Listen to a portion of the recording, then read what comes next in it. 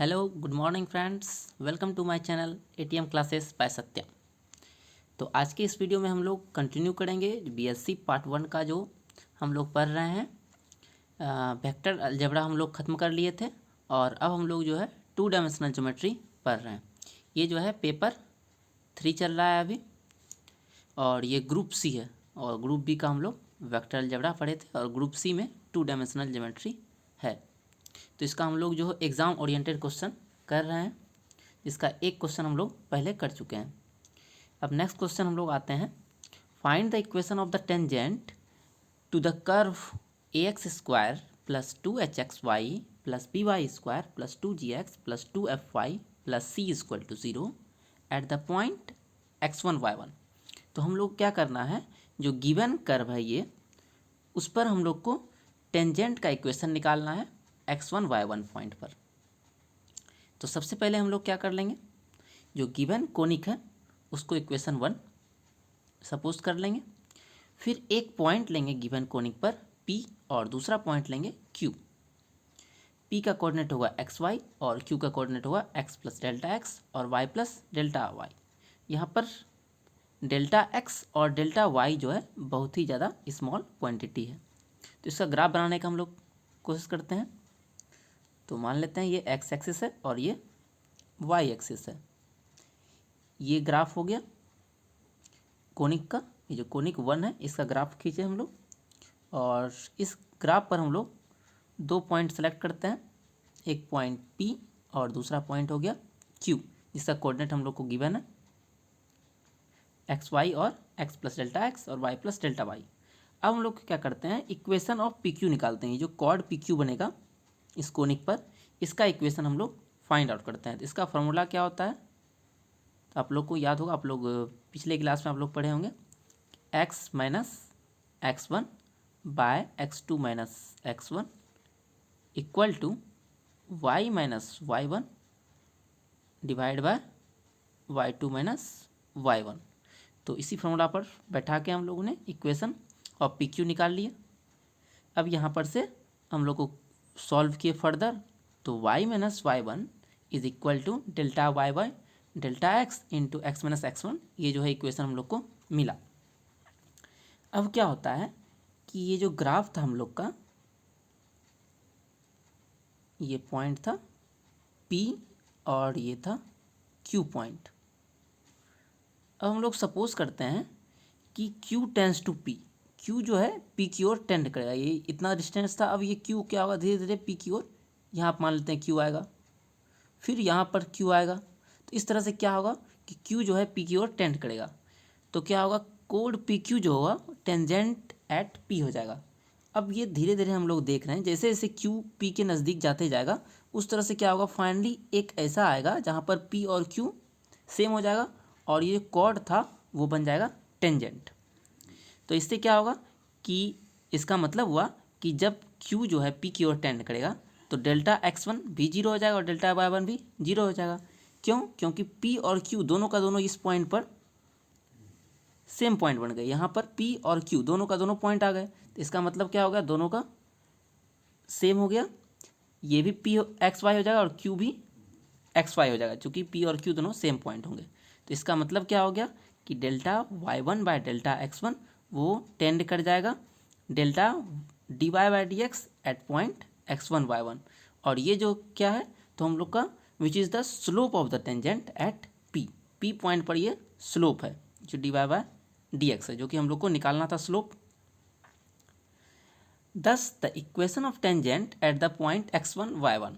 अब हम लोग जो है इक्वेशन ऑफ टेंजेंट निकाल लेंगे। तो इक्वेशन ऑफ टेंजेंट हम लोग को क्या मिल जाएगा, y minus y1। Equation of tangent का होता है equation y minus y1 equal to d y by d x is equal into x minus x1। ये इक्वेशन होता है टेंजेंट निकालने के लिए, अगर 2 पॉइंट हम लोग को गिवन है और जिस पॉइंट पर निकालना होता है उस पॉइंट पर d y by d x का वैल्यू हम लोग को पता होना चाहिए। अब यहाँ पर हम लोग को मिल गया इक्वेशन 3, इसको हम लोग मान लेंगे। अब हम लोग क्या करेंगे, तो इक्वेशन 1 जो था उसको हम लोग डिफ्रेंशिएट करेंगे। ठीक है, जो इक्वेशन 1 था हम लोग का ये कोनिक का, उसको डिफ्रेंशिएट करेंगे एक्स के रिस्पेक्ट में। तो इसको जो हम लोग x के रेस्पेक्ट में डिफ्रेंशिएट करेंगे तो a कांस्टेंट है और x का हो जाएगा 2x प्लस 2h फिर से कांस्टेंट हो जाएगा और एक्स वाई का क्या हो जाएगा, तो एक बार x कांस्टेंट रखेंगे तो y का हो जाएगा dy/dx और एक बार रखेंगे y को कांस्टेंट तो और x का डिफ्रेंशिएशन तो 1 होता है, फिर प्लस फिर से यहाँ पर b कांस्टेंट हो जाएगा और y का हो जाएगा 2y इंटू dy/dx। फिर आते हैं हम लोग gx का, तो 2g और x का हो जाएगा 1 प्लस 2fy में करेंगे तो 2f और y का हो जाएगा dy/dx और c कांस्टेंट है इसीलिए c का हो जाएगा 0। तो एक इक्वेशन फिर से मिलेगा बराबर 0। तो हम लोग को जो नेक्स्ट इक्वेशन मिलेगा यहाँ पर ये मिलेगा 2ax plus 2hy plus x dy/dx plus 2by dy/dx 2g 2f dy/dx और प्लस c का तो 0 हो गया इज इक्वल टू 0। अब यहाँ पर हम लोग क्या करेंगे, तो जितना भी dy/dx है उसको एक साथ रख लेंगे और बाकी टर्म को सेपरेट करके राइट हैंड साइड में भेज देंगे। तो इससे हम लोग को क्या होगा, तो मिलेगा term hx plus by plus f into dy/dx बराबर minus of ax plus hy plus g। इस टर्म को और एक 2g वाले टर्म को हम लोग भेज दिए राइट साइड में, और चूंकि सब में 2 कॉमन था इसीलिए हम लोग क्या किए 2 कॉमन लेके हटा दिए। तो 2 इससे भी कैंसिल, इससे भी कैंसिल, इसमें हर टर्म में 2 था तो 2 कैंसिल हो गया, सब टर्म से 2 क्या हो गया तो कैंसिल हो गया है। फिर यहाँ से हम लोग dy/dx का मान निकाल लिए, इसको हम लोग भेज दिए डिवाइड में। फिर नेक्स्ट स्टेप में हम लोग क्या किए, तो dy/dx eight the point of x1 y1 निकाल लिए। जहाँ जहाँ x था और y था उसकी जगह पर हम लोग x1 y1 पुट कर लिए, जो कि हम लोग को निकालना था। अब हम लोग को निकालना क्या है, टेंजेंट का इक्वेशन पॉइंट x1 y1 पर, और वो है होगा क्या, तो y minus y1 and dy/dx eight the point x1 y1 into x minus x1। तो अब हम लोग क्या करना है, सिर्फ यहाँ पर dy/dx का वैल्यू हम लोग को पुट करना है, जो कि हम लोग यहाँ पर निकाल चुके हैं। अब हम लोग इक्वेशन 3 में dy/dx का वैल्यू रख देंगे। Thus the required equation of the tangent is given by putting the value of dy/dx in 3। तो हम लोग को यहाँ से रिक्वायर्ड इक्वेशन मिल जाएगा। यहाँ पर हम लोग का आंसर आ गया, लेकिन हम लोग थोड़ा सा और फर्दर सॉल्व करेंगे। तो नेक्स्ट स्टेप में हम लोग इसको अब क्रॉस मल्टीप्लिकेशन कर लेंगे, तो y माइनस y1 इस तरह से हम लोग को टर्म मिलेगा। अब इसको हम लोग फिर से फर्दर सेपरेट कर लेंगे, तो ax x1 h y1, तो सब टर्म को हम लोग अलग अलग कर लेंगे और राइट साइड में साथ साथ एक काम हम लोग और करेंगे कि जितना भी माइनस वाला टर्म है उसको हम लोग राइट साइड में भेज देंगे। इसके बाद नेक्स्ट स्टेप में हम लोग क्या करेंगे, दोनों साइड प्लस सी ऐड करेंगे, ठीक है। तो इसका फ़ायदा हम लोग को क्या मिलेगा कि रिक्वायर्ड इक्वेशन टेंजेंट का दूसरे फॉर्म में हम लोग को ये मिल जाएगा, ठीक है। और इस इक्वेशन को हम लोग को याद भी रखना होता है, क्योंकि दूसरे हिसाब में इसका दूसरे प्रॉब्लम में आप लोग को इसका काम पड़ेगा, इसलिए इस इक्वेशन को आप लोग को याद भी करना पड़ेगा। अब यहाँ पर क्या हुआ कि ये सारा जो था ax1 plus 2hx1y1 plus 2by1 plus 2gx1 plus 2fy1 plus c जो है यहाँ पर c है, ये जो है नेक्स्ट स्टेप में हम लोग नहीं लिखे हुए हैं, डायरेक्ट 0 लिखे हुए हैं। ऐसा इसलिए हुआ क्योंकि पॉइंट x1 y1 जो था वो कर्व 1 पर लाई करता है। तो जहाँ तो और ये इक्वेशन जो है देखिए कर्व 1 का ही इक्वेशन है, सिर्फ x की जगह पर x1 है, y की जगह पर y1 है, इसीलिए ये कर्व को सेटिस्फाई करेगा और पूरा का पूरा क्या हो जाएगा 0 के बराबर हो जाएगा, ठीक है। इसलिए हम लोग यहाँ पर लिख भी दिए हैं रीज़न में कि where ax² plus 2hx1y1 by1 square 2g, इस तरह से ये सारा जो है 0 के बराबर हो गया। क्यों? क्योंकि ये x1 y1 जो था कर्व 1 पर लाई कर रहा है। तो हम लोग का इक्वेशन ऑफ टेंजेंट एक तो इक्वेशन 4 हो गया, जो कि आप लोग को रिमेंबर भी करना है, और साथ ही साथ आप लोग यहाँ पर भी इसको छोड़ सकते हैं, ठीक है। अब हम लोग आते हैं नेक्स्ट क्वेश्चन में, find the equation of normal. इस बार हम लोग को नॉर्मल का इक्वेशन निकालना है, और कोनिक जो दिया हुआ है वो सेम है, कोनिक दिया हुआ है हम लोग का उसी पर निकालना है, और एक पॉइंट जो दिया हुआ है x1 y1 ये इसमें गिवन नहीं है तो हम लोग मान लेंगे, हो सकता है एग्जाम में आप लोग को ये गिवन दिया रहा है x1 y1 पॉइंट या जो भी पॉइंट गिवन दिया रहा है।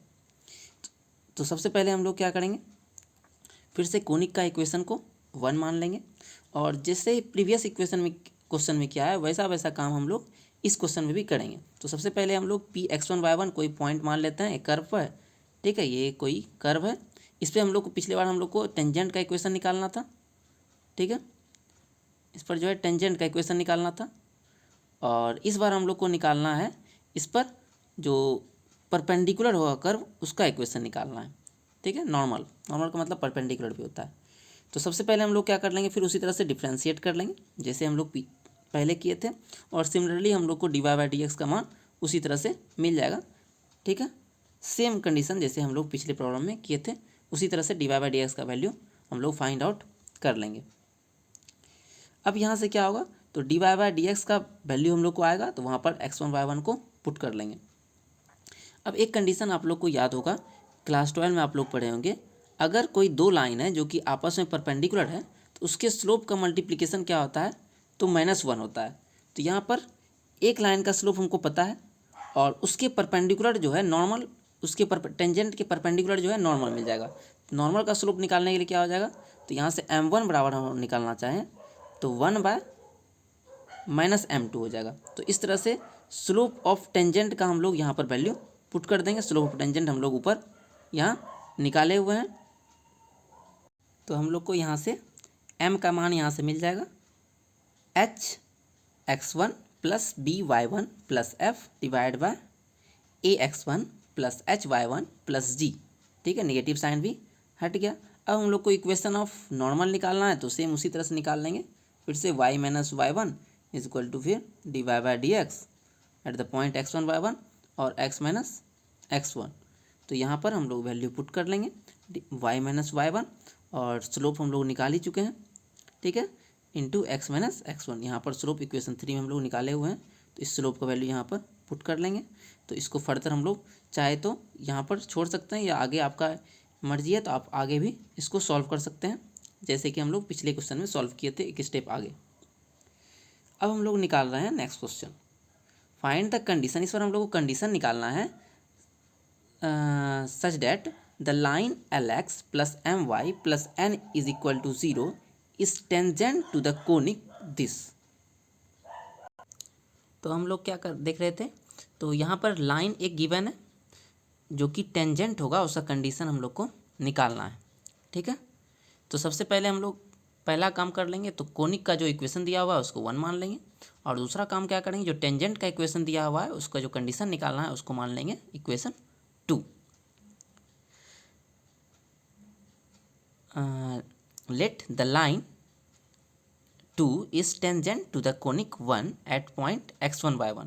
तो x1 y1 पर अगर टेंजेंट होगा तो यहाँ पर ये भी निकाल रख सकते हैं हम लोग Lx1 + my1 + n = 0, ये सेटिस्फाई करेगा। या ये काम हम लोग लास्ट में भी लिख सकते हैं, इस इक्वेशन का भी काम हम लोग को पड़ेगा। Now the equation of tangent to the conic 1 at the point x1 y1।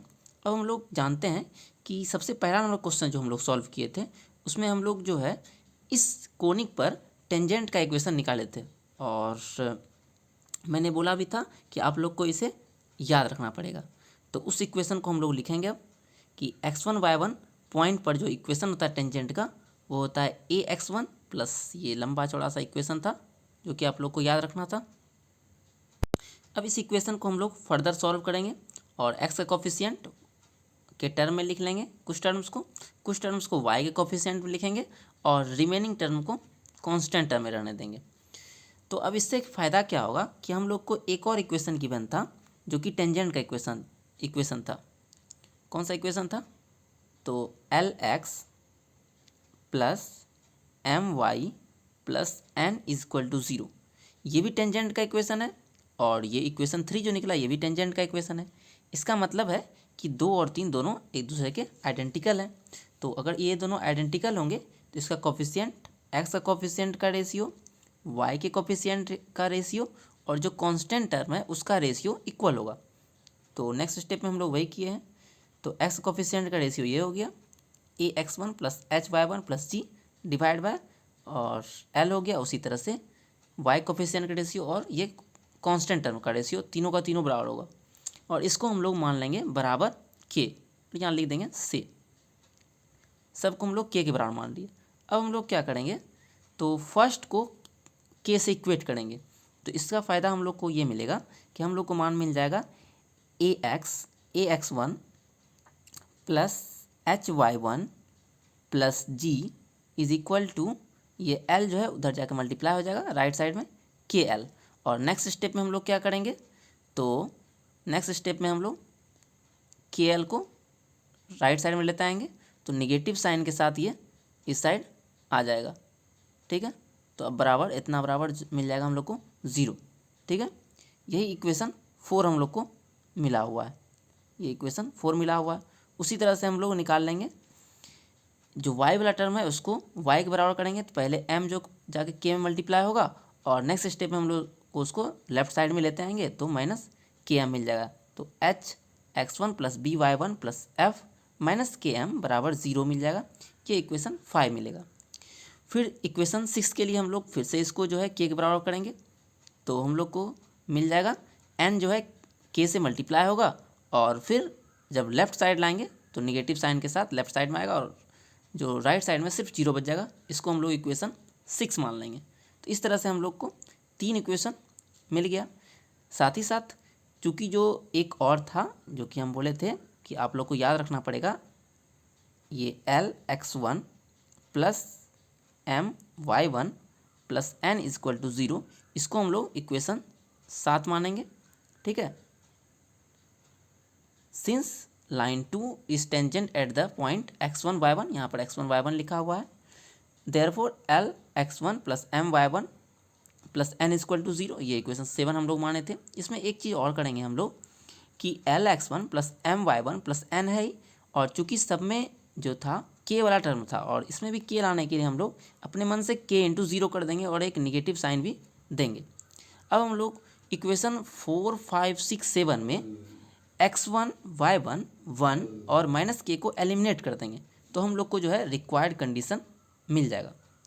तो जब हम लोग x1, y1, 1 और माइनस k को एलिमिनेट करेंगे तो फर्स्ट इक्वेशन से हम लोग को मिल जाएगा a, h, g और l, सेकेंड से मिलेगा h, b, f और m। इसी तरह से जैसे 7 वाले से मिला हुआ है l, ये l लिखा गया, फिर ये m लिखा गया y1 छोड़ के, ठीक है। इसको एलिमिनेट कर दिए, y1 को एलिमिनेट कर दिए, यहाँ पर से 1 एलिमिनेट किए हुए हैं तो n मिला हुआ और यहाँ से k एलिमिनेट किए तो 0 मिला हुआ है, ठीक है। इसी तरह से ये इक्वेशन 6 आया हुआ था। तो ये जो है रिक्वायर्ड कंडीशन मिल गया कि Lx plus My plus n बराबर 0 जो है वो कोनिक पर किस तरह से टेंजेंट होगा उसका कंडीशन ये देगा। तो अगर आप लोग को ये वीडियो पसंद आया तो प्लीज़ वीडियो को लाइक कीजिए और अपने दोस्तों के साथ शेयर करिए, और आप लोगों को कुछ अगर क्वेरीज़ वगैरह आती है तो कमेंट बॉक्स में कमेंट करें, और वीडियो आप लोग को कैसी लगी वो भी आप लोग कमेंट करें। Thank you.